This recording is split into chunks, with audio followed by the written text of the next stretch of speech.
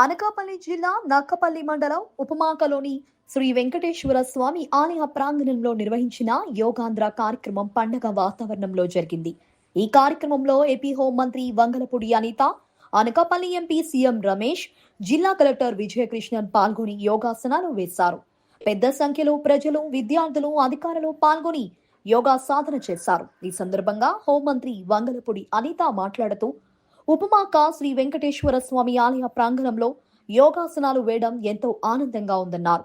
యోగా భారతదేశం ప్రపంచానికి అందించిన అత్యంత గొప్ప ప్రాచీన వారసత్వ సంపద అని, యోగాలో ప్రపంచానికి మన దేశం మార్గదర్శిగా నిలిచిందని పేర్కొన్నారు.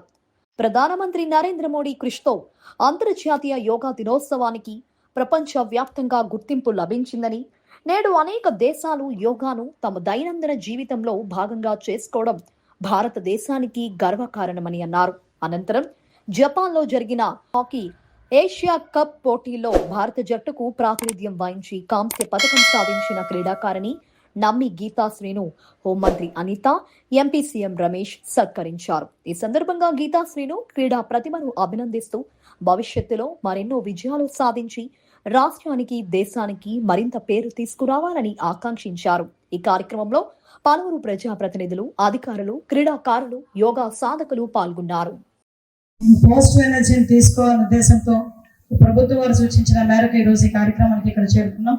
ఈ కార్యక్రమానికి ముఖ్య అతిథిగా విచ్చేసిన పెద్దలు, గౌరవనీయులు మన ఎంపీ గారు సీఎం రమేష్ గారికి ప్రత్యేకంగా స్వాగతం పలుకుతూ ధన్యవాదాలు తెలియజేసుకుంటున్నాం. ఈ రోజు ఈ కార్యక్రమాన్ని ఇక్కడ ఆర్గనైజ్ చేసినందుకు ప్రత్యేకంగా కలెక్టర్ గారు విజయకృష్ణన్ గారికి, అదేవిధంగా జేసీ గారికి ప్రత్యేక ధన్యవాదాలు.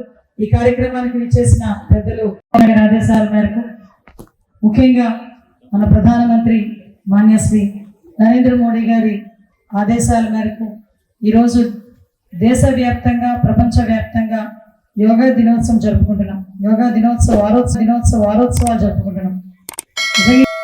యూజ్ చేసుకోవాలి. రెగ్యులర్ మన లైఫ్ స్టైల్లో యోగాను ఒక పార్ట్ చేసుకోవడం అనేది చాలా అవసరం.